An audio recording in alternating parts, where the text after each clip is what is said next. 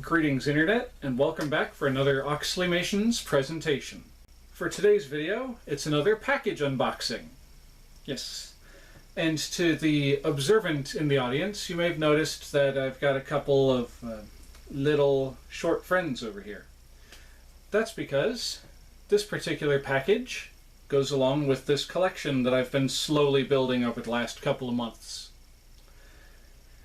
But I'm a little worried about this one, because the person who boxed it up and sent it to me, it doesn't sound like they put in any padding or anything. It sounds like they just tossed the item into an oversized box and just shipped it.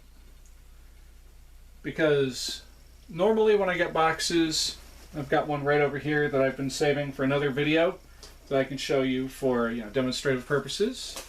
You get it and maybe it has a little bit of a sound like that, but on the whole, it's doesn't make a lot of noise. This one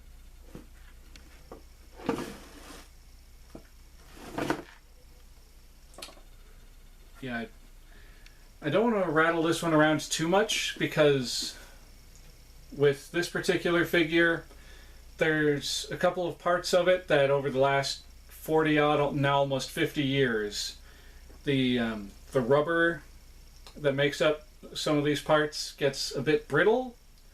So depending on how roughly this was handled between, where it was shipped from to here, this thing might not be in as good a shape as it was when I bought it. So I'm going to carefully, here on camera, open this box. Hopefully it's big enough that y'all will still be able to see it. Here, let's pull the box back a bit so it's kind of in frame. And let's see what kind of a job the seller did in making sure that this item made it to me safely.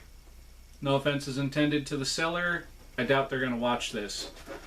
But it does not seem like they were too interested in making sure it arrived safely. They were just like, okay, I've got my money, I'll ship this thing out.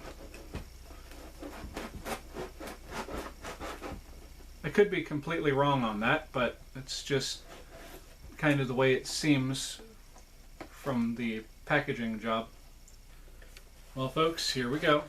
I've still got some hope that this thing wasn't destroyed in shipping, but we'll only be able to tell once I actually get the item out of this box. Well, here's one big issue right off the bat. They just put them in a Walmart bag and then dumped it in the box. So we're going to carefully extract the body of this poor unfortunate soul. Think I see what I was worried about. Yep. At least from the looks of things, it's only one finger, but I'm not going to know the extent of the damage until I get him out of this Walmart bag, or whatever shopping center this is. He's missing a hand entirely. Nope, there's the hand, just in pieces. But here we have it, folks, a 1975 Mike Power Atomic Man who is in a bit of a sorry state, and apparently he came from the home of a smoker. He's got a bit of an aroma to him. They did thankfully include the doll stand like they said they were going to. I mean, like I said, I was hoping for the best, but I was kind of expecting something like this. See, the rubber for the hands over the last 40 odd, almost 50 years has dried out to the point where the rubber has become brittle. The pictures the person shared of this guy, he had both of his hands still intact, still attached. But as you can see, that is, how you say, no longer the case. Here's the remains of the hand that broke off. Darn it. Legitimately, darn it. This is how hard these hands have gotten. Listen closely. Hear how it sounds like plastic? Yeah. And so y'all kind of have an idea of what they would have basically looked like originally.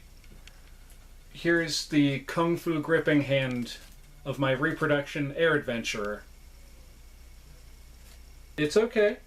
There are sources to get replacement hands for my little friend here. I was just hoping I wouldn't have to. But anyway, this is Mike Power Atomic Man, as I was alluding to initially.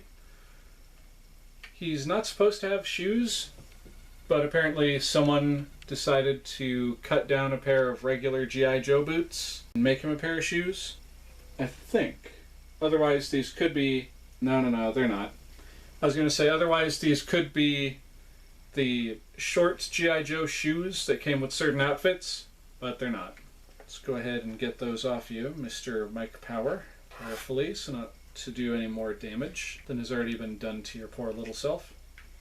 And the other reason why I'm a bit annoyed about the fact that his hands were in such rough shape is because he originally came with this like helicopter dealingmabob that you would put in his hand, and you would hold his arm up like this, and there's this rotating gear right here. You would twist this thing, and as you can probably see up there at the wrist, his hand would spin around like that, and while he was holding onto this little helicopter thing, it would go like and he could fly around like that. Kind of bummed out now. But anyway, another interesting feature about this toy is the fact that he has one eye that's like a piece of plastic inside the head. So you can take a flashlight or just the sun's rays from up above, and you can do this. Blink, blink, blink, blink. When this guy originally came out back in the 70s, his limbs here, the translucent ones, were actually more clear. They probably would have more looked like that. But this guy has been through a lot over the last, like I said, almost 50 years. So it stands to reason that the plastic would change colors on him. But with that, I think I'm going to wrap this up here. At some point in the future, I'm going to try and track down a new pair of gripping hands for him. But between now and then, I'm just going to halt this here, because we have the technology. We can rebuild him. And of course now Joe doesn't want to stand up. Up. Mike, don't you dare fall down on me. Don't need that other hand busting off anytime soon, until I can get the replacements. Anyway, folks, we're going to wrap this up in the next video when I get the new hands for him, and I'm going to clean him up a bit. And then I'm going to attach the new gripping hands, and I will see you at the end of the video when I get that out of the way. Until then, folks, keep it rolling.